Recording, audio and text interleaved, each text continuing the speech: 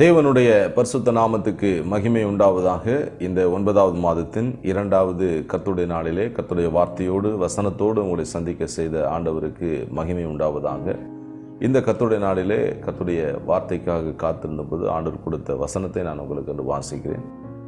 நீதிமொழிகளின் புஸ்தகத்தில் உள்ள 11ஆம் அதிகாரத்தில் உள்ள கடைசி 2 வசனங்களை கர்த்தர் இந்த நாளில் நம்முடைய தியானத்துக்காக கொடுத்திருக்கிறார். நீதிமொழிகளின் புஸ்தகம் 11ஆம் அதிகாரம் கடைசி 2 வசனம். நீதிமானுடைய பலன் ஜீவ விருட்சம், ஆத்துமாக்களை ஆதாயப்படுத்திக் கொள்கிறவன் ஞானமுள்ளவன். இதோ நீதிமானுக்கு பூமியிலே சரிகட்டப்படும், துன்மார்க்கனுக்கும் பாவிக்கும் எத்தனை அதிகம். ஜெபம் செய்வோம். பரிசுத்த பிதாவே, இரக்கமுள்ள எங்கள் ஆண்டவரே, பரலோகத்தின் தகப்பனே, ஆசீர்வதிக்கப்பட்ட அருமையான இந்த நல்ல காலை நேரத்துக்காக ஸ்தோத்திரம். இந்த கால வேளையிலே உடைய திருவாய்மொழிகளை கேட்க கர்த்தர் எங்களுக்கு கொடுத்த பாக்கியத்துக்காக, கிருபைக்காக உமக்கு ஸ்தோத்திரம். இந்த கால வேளையில் உங்கள் பரிசுத்த இரத்தத்தால் எங்களை கழுவி ஆண்டவரே உம்முடைய வார்த்தைக்கு நேராக எங்களை நடத்துவீராக.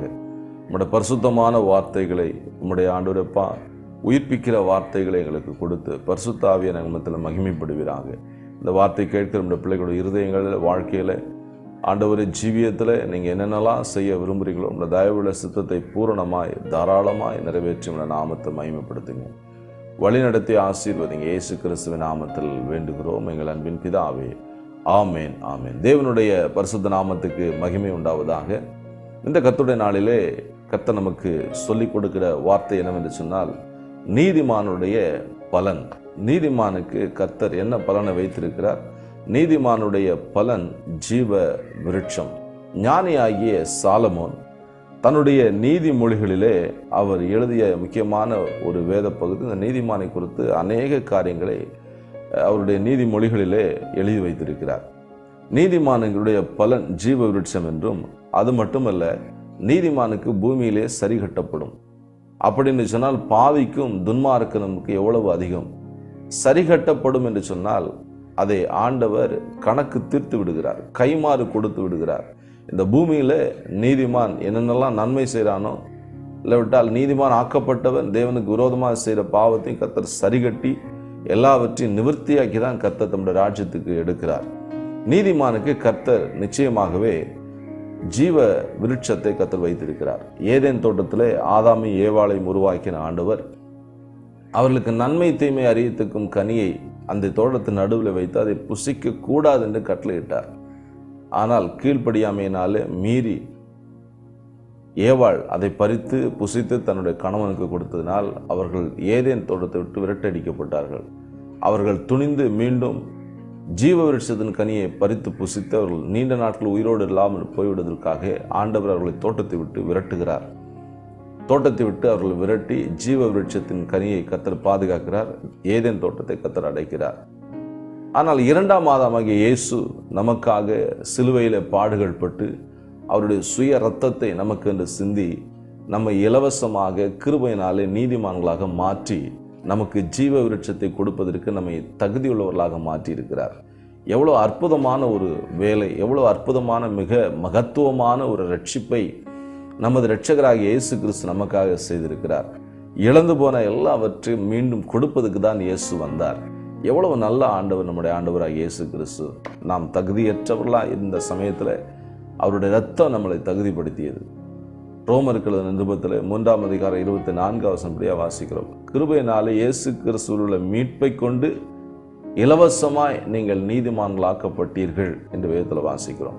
இந்த நீதிமான் அப்படிங்கிறதான தகுதி நமக்கு இலவசமாக இயேசு கிறிஸ்துவுடைய மீட்பினாலே, கிருபையினாலே நமக்கு கிடைத்திருக்கிறது. அப்படின்னு சொன்னால் நமக்கு கிருபையினாலே இலவசமாக இயேசு கிறிஸ்துவின் ரத்தத்தை கொண்டு நாம் ஜீவ விருட்சத்தின் கனியை நாம் புசிக்க தகுதியுள்ளவர்களாக்கப்பட்டிருக்கிறோம். எவ்வளவு மிகப்பெரிய ஒரு பாக்கியம். ஆனால் நீதிமானுக்கு இந்த பூமியிலே சரிகட்டப்படும் என்கிறதான ஒரு எச்சரிப்பின் வார்த்தையை இந்த வேத பகுதியில் நாம் வாசிக்கிறோம். கைமாறு கணக்கு ஆண்டவர் தீர்த்து விடுகிறார். எவ்வளவு பெரிய ஊழியக்காரர்களாக இருந்தாலும் ஆண்டவர் அவருடைய கணக்கை தீர்க்கும் பொழுது நாம் பார்க்கிறோம். அது தேவனுக்கும் அவர்களுக்கு உள்ள ரகசியம். கடைசி காலத்தில் அவர்கள் வியாதியில் படுப்பதும், பல பிரச்சனைகளில் சிக்குவதும், பல காரியங்களே ஆண்டவர் நடத்துகிறார். அது கர்த்தருக்கு மறைக்கப்பட்டது. அது மறைக்கப்பட்டது தேவனுக்குரியது, வெளிப்படுத்தப்பட்டது மட்டும்தான் நமக்குரியது. ஆனால் இந்த வசனத்தின்படி சரிகட்டுகிறார். நீதிமானுக்கும் சரி பாவிக்கும் சரி ஆண்டவர் இந்த உலகத்திலேயே சரிகட்டி முடித்து விடுகிறார். நமக்கும் கூட கர்த்தர் நீதிமான் அப்படிங்கிறதான தகுதியை கர்த்தர் கொடுத்திருக்கிறார். நாம் சரிகட்டப்பட்டவர்களாக இந்த உலகத்திலிருந்து கடந்து போய் தான் ஆகணும். ஆனால் நன்மையினாலே நாம் சரிகட்டப்பட வேண்டும். நீதிமானுடைய வாழ்க்கை ராஜபாதை. நீதிமான் பனையை போல் செழிப்பான், நீதிமான் லீபனோனுள்ள கேதுருவை போல வளருவான் என்று நீதிமானை குறித்த அநேக நன்மையான காரியங்களை வேதம் நமக்கு வெளிச்சமிட்டு காண்பிக்கிறது. நாம் நீதிமான்களாக்கப்பட்டிருக்கிறோம். நீதிமானாகவே நாம் நம்முடைய பயணத்தை முடிக்க வேண்டும். இதுதான் பரிசுத்த ஆவியானவர் இந்த காலவெளியிலே நமக்கு முன்பாக சொல்லிக் கொடுக்கிற மிகப்பெரிய ஆசீர்வாதமான ஒரு வார்த்தை. பிரியமானவர்களே, நீதிமான்களாக்கப்பட்டிருக்கிற நீங்களும் நானும் நம்முடைய ஓட்டத்தை ஜெயமாக முடிக்க வேண்டும். நம்முடைய ஓட்டம் சமாதானமாக இருக்க வேண்டும். பவுலப்போஸ்தலன் சொல்கிறார், நல்ல போராட்டத்தை போராடினேன், விசுவாசத்தை காத்து கொண்டேன், இது முதல் நீதியின் கிரீடம் எனக்காக வைக்கப்பட்டிருக்கிறது. பிரியமானவர்களே, நீதிமான்களாக்கப்பட்ட நமக்கு நீதியின் கிரீடத்தை கர்த்தர் வைத்திருக்கிறார். ஜீவ விருட்சத்தின் கனியை வைத்திருக்கிறார். நித்திய ஜீவனை கர்த்தர் நமக்கு வைத்திருக்கிறார். அதையெல்லாம் நாம் சமாதானமாக சுதந்திரத்துக்குள்ள நம்முடைய முடிவு சமாதானமாக இருக்க இந்த காலவெளியில் கர்த்தர் சொல்கிற ஒரு சில ஆலோசனைகளை மாத்திரம் நாம் தியானித்து நாம் இந்த செய்தியை நாம் முடிக்கலாம். கர்த்தர் நம்மோடு இருந்து நம்மை நடத்துவாராக. நீதிமான் எப்படி நடந்து கொள்ள வேண்டும்? ஜீவ விருட்சத்தின் கனிக்கென்று ஆயத்தப்படுத்தப்பட்டிருக்கிற நீதிமான், பரலோக ராஜ்யத்துக்கென்று ஆயத்தப்படுத்தப்பட்டிருக்கிற நீதிமான் எப்படி அவன் நடந்து கொள்ள வேண்டும்? வேதத்தின் பார்வையிலே நாம் பார்த்து நாம் கடந்து போகலாம். முதலாவது, நீதிமான் என்பவன் கிருபைக்கு பாத்திரவானாய் காணப்பட வேண்டும். நாம் ஏற்கனவே வாசம் இல்லையா? ரோமருக்கு எழுதின புஸ்தகம் 3ஆம் அதிகாரம் 24ஆம் வசனத்தின்படி இயேசு கிறிஸ்துவுள்ள மீட்பை கொண்டு கிருபையினாலே இலவசமாக நாம் நீதிமானாக்கப்பட்டிருக்கிறோம். இலவசமாக கிருபையினாலே நீதிமானாக்கப்பட்ட நீங்களும் நானும் தொடர்ந்து அந்த கிருபைக்கு பாத்திரவான்களாக நடந்து கொள்ள வேண்டும். தேவனுடைய கிருபை அதிகாலை தோறும் புதியவைகளாக இருக்கிறது. ஒவ்வொரு நாளும் கர்த்தர் புதிய கிருபை நமக்கு கொடுக்கிறார். ஆண்டவரை தேடுகிற நீதிமான்களுக்கு கர்த்தர் புதிய கிருபை கூட. அந்த கிருபையை நாம் சார்ந்து கொள்ளாவிட்டால் நீதிமானாக நாம் நடந்து கொள்ள முடியாது. அவருடைய நீதியில நடக்க முடியாது. அவருடைய நீதியில நம்முடைய பலத்தினால நம்முடைய அறிவினால நாம் நடக்க முடியாது. அறிவினாலே நாம் ஆன்மீகத்தில் வளர முடியாது. தேவனுடைய ஒத்தாசை நமக்கு வேண்டும். ஆத்துமா அறிவில்லாமல் இருப்பது நல்லதல்ல என்று பரிசுத்த வேதம் நமக்கு எச்சரிக்கிறது. தேவனுக்கு அடுத்த காரியங்களில், வேதத்துக்கு அடுத்த காரியங்களில் நாம் நடக்க, பரிசுத்த பாதையில் நடக்க தேவனுடைய கிருபை அதிகமாக நமக்கு தேவை. நம்முடைய சுயபலத்தினால உலகத்தை ஜெயித்து விட முடியாது, பிசாசை ஜெயித்து விட முடியாது, பாவத்தை ஜெயிக்க முடியாது. தேவனுடைய கிருபையை நாம் சார்ந்து கொள்ளும் போது மட்டும்தான், தேவனுடைய கிருபைகளை நாம் நிலைக்கும் பொழுது மட்டும்தான் அந்த நீதிமான்குரிய அந்த தகுதியை காத்து கொள்ள முடியும். அந்த நீதிமானாக நாம் வாழ்ந்து நம்முடைய ஓட்டத்தை முடிக்க முடியும். யோனாவின் புஸ்தகத்தில் 2ஆம் அதிகாரம் 8ஆம் வசனம் இப்படியாக சொல்லுகிறது, பொய்யான மாயை பற்றி கொள்கிறவர்கள் தங்களுக்கு வரும் கிருபையை போக்கடிக்கிறார்கள் என்று வாசிக்கிறோம். கிருபையை போக்கடிக்கிறவன் நீதிமான் அல்ல. நாம் கிருபையை போக்கடிக்கும்படியாக தெரிந்து கொள்ளப்பட்டவர்கள் அல்ல. யோனா தேவன் கொடுத்த கிருபையை போக்கடித்தான். யோனா தேவன் கொடுத்த வாய்ப்புகளை அலட்சியம் பண்ணினான். யோனா தேவன் சொன்ன அந்த உத்தரவை அவன் அலட்சியப்படுத்தி அவனுடைய ஓட்டம் திசை மாறின போது கர்த்தர் அவனை சிறைப்படுத்துகிறார். கிருபையை போக்கடிக்கிறவர்களை கர்த்தர் மீனை கொண்டு சிறைப்படுத்தின யோனாவை போல கர்த்தர் தம்முடைய பரிசுத்தவான்களையும் சிறைப்படுத்துகிறார். நாம் ஏன் சிறையில சிக்க வேண்டும்? யோனாவை விழுங்கும்படி கர்த்தர் ஒரு மீனை ப்ரிப்பேர் பண்ணினார். அது ரெடி பண்ணார். கர்த்தர் நீதிமான்களுக்கு ஒரு சில சிறையிருப்புகளை ஆயத்தம் பண்ணுகிறார். ஏன்? தேவனுடைய கிருபையை நாம் போக்கடிக்க கூடாது. கர்த்தர் நம்மேல் வைத்த இரக்கத்தை நாம் இரக்கம் காண்பிக்க வேண்டும். நாம் நீதிமான்கள் ஆகிவிட்டோம் என்பதற்காக மற்றவர்கள் எல்லாரும் நியாயம் தீர்ப்பதற்காக கர்த்தர் நமக்கு உத்தரவு கொடுக்கவில்லை, அதை அனுமதிக்கவில்லை. நியாயாதிபதி நீதிபரர் அவர் மட்டும்தான். நியாயம் இருக்கிற சீட்டில் உட்கார்ந்துருக்கு அவர் மட்டும்தான். நம்ம கிருபையினாலே நீதிமான்களாக்கப்பட்டிருக்கிறோம். அந்த கிருபையை நாம் போக்கடிக்க கூடாது. அந்த கிருபையிலே நாம் நிலைத்திருக்க பரிசுத்த ஆவியானவர் நமக்கு உதவி செய்வாராக. லூக்கா 2ஆம் அதிகாரம் கடைசி 2 வசனத்தில் இயேசுவானவன் ஞானத்திலும் வளத்திலும் தேவ கிருபையிலும் மனுஷ தயவிலும் அதிகமாக விருத்தியடைய காரணம் என்ன?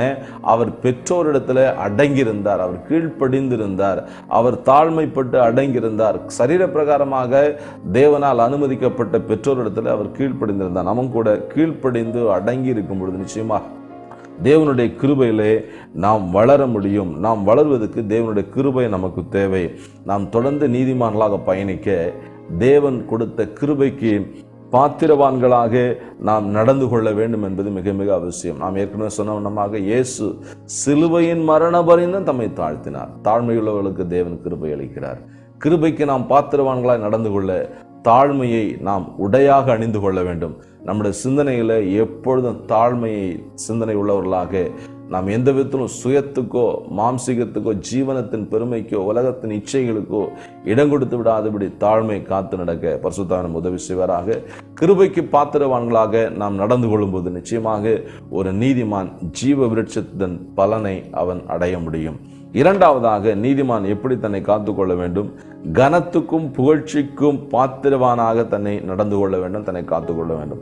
நீதிமொழிகள் 10ஆம் அதிகாரம் 7வது வசனத்தின்படி கனத்துக்கும் புகழ்ச்சிக்கும் நாம் பாத்திரவான்களாக நடந்து கொள்ள. இயேசு கிறிஸ்துவின் இரத்தத்தாலே மீட்கப்பட்ட நாம், இயேசு கிறிஸ்துவின் மீட்பை கொண்டு நீதிமானாக்கப்பட்ட ஒவ்வொரு நீதிமானும் கனத்துக்குரியவன், நீதிமான் மதிப்பிற்கு உரியவன். ஆண்டவர் நம்மை எங்கேயோ கிடந்த நம்மை, சேற்றிலே கிடந்த நம்மை, பாவத்தில் ஊறி கிடந்த நம்மை, கனமற்றவர்களாக தாழ்ந்து போய் அவமானப்பட்டு கூனி குறுகி போயிருந்த நம்மை கர்த்தர் மீட்டெடுத்து நம்மை கனத்துக்குரிய பாத்திரமாக மாற்றியிருக்கிறார். அப்படி கனத்துக்குரிய பாத்திரமாக இருக்க நாம் என்ன செய்ய வேண்டும்? தொடர்ந்து நம்மை விட்டு தேவையில்லாத வீண் வார்த்தைகளுக்கு, சீர்கேடான வீண் பேச்சுகளுக்கு நாம் விலகி இருக்க வேண்டும். 2 தீமோத்தேயுவின் புஸ்தகத்தில், தீமோத்தேயுக்கு எழுதின 2வது நிருபத்தில் 2ஆம் அதிகாரம் 21 மற்றும் 22 வசனங்களில், அந்த வசனங்கள் நீங்கள் வாசினா, ஒரு வீட்டில் நிறைய பாத்திரங்கள் இருக்கு. அதில் சிலவை கனத்துக்குரியவைகள், சிலவற்றை கனவீனத்துக்குரியவைகளாக இருக்கிறது. நாம் கனத்துக்குரிய பாத்திரமா இருக்கணும்.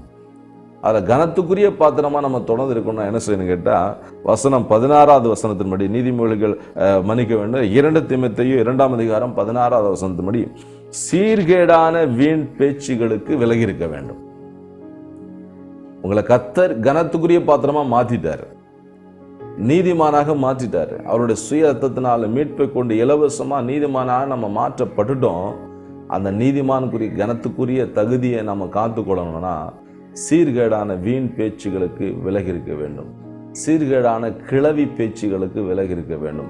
சொற்களின் மிகுதியினால் பாவம் இல்லாமல் போகாது என்று வேதம் எச்சரிக்கிறது. நம்முடைய பேசுகிற ஒவ்வொரு வார்த்தைக்கும் நாம் கணக்கு ஒப்புவிக்க வேண்டும் என்று வேதம் நமக்கு எச்சரிக்கிறது. பிரியமானவர்களே, நம்முடைய வார்த்தை மிகவும் அழகானவைகள். ஒவ்வொரு மனிதனுடைய வார்த்தையிலும் உருவாக்குகிற சக்தி இருக்கிறது. ஏன்?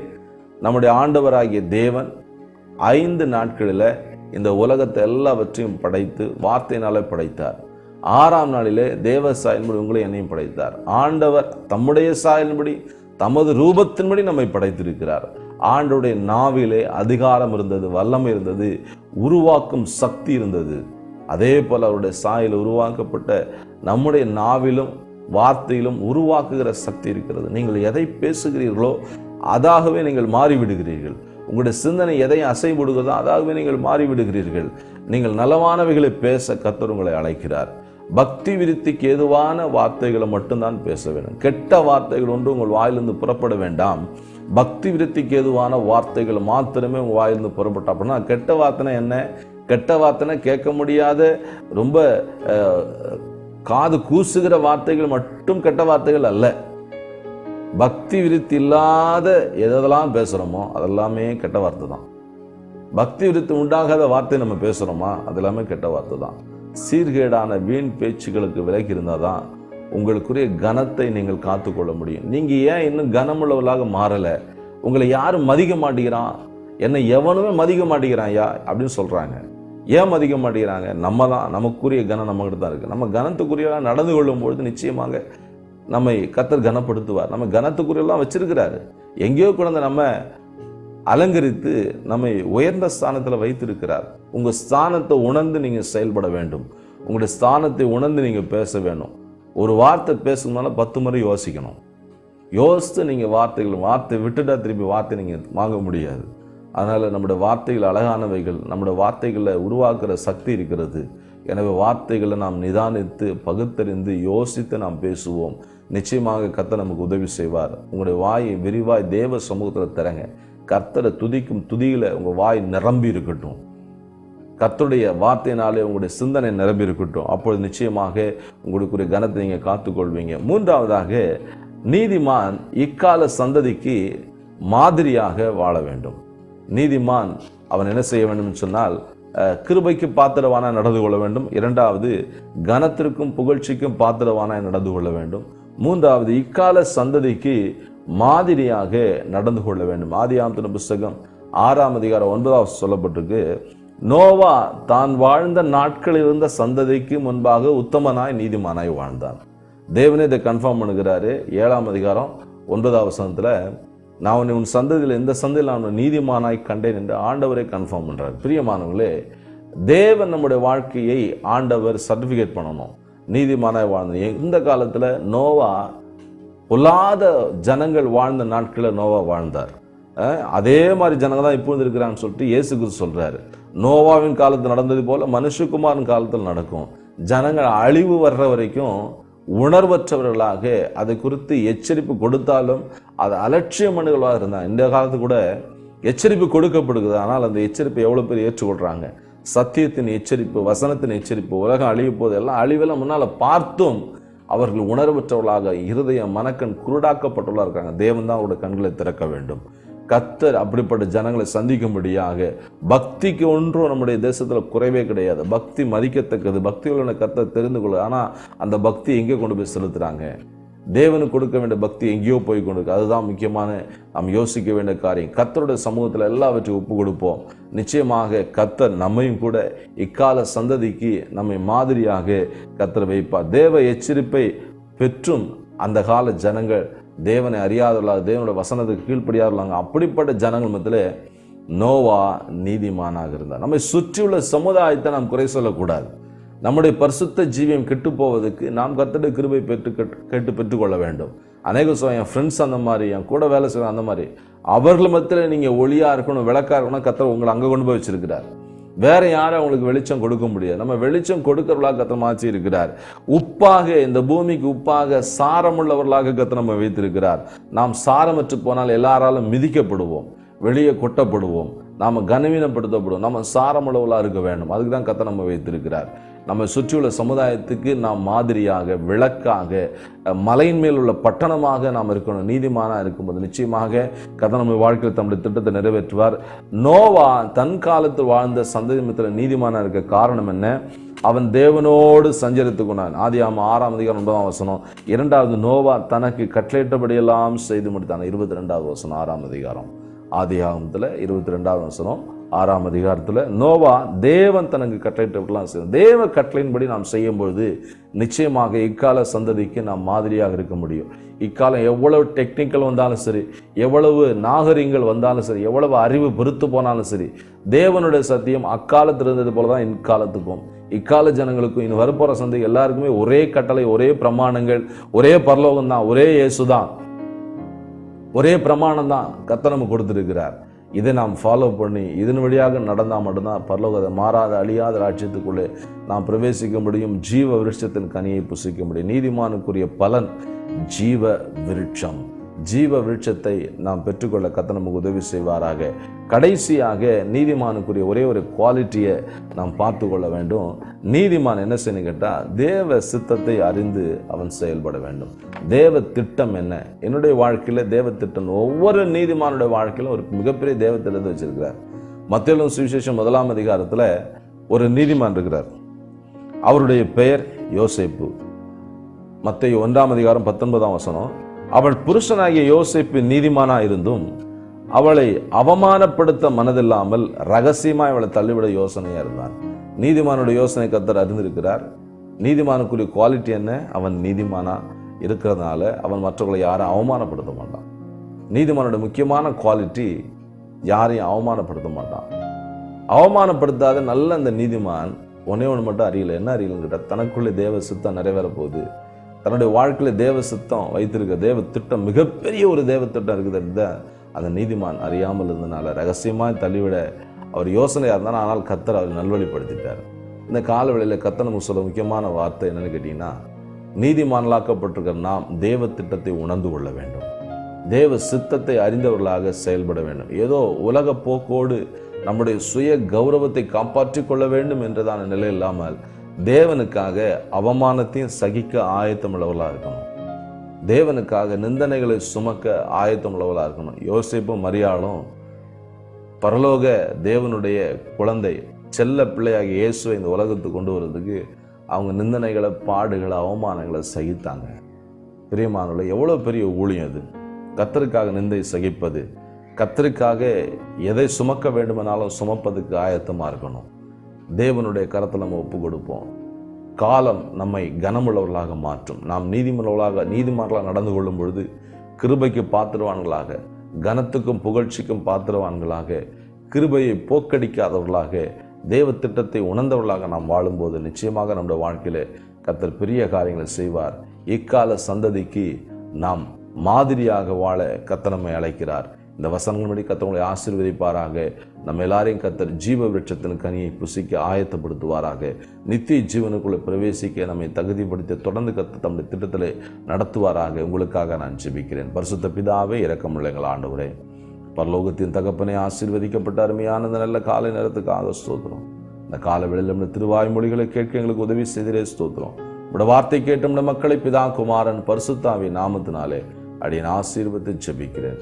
நம்முடைய பிள்ளைகளை தொடர்ந்து நீதியின் பாதையில நடத்தும் ஆண்டவரே. நம்முடைய நீதி நிமித்தம் எங்களை கர்த்தாவே நீதியின் பாதையில நடத்தி நம்முடைய நாமத்தை மகிமைப்படுத்துங்க. இயேசுவின் நாமத்தில் வேண்டுகிறோம் பிதாவே.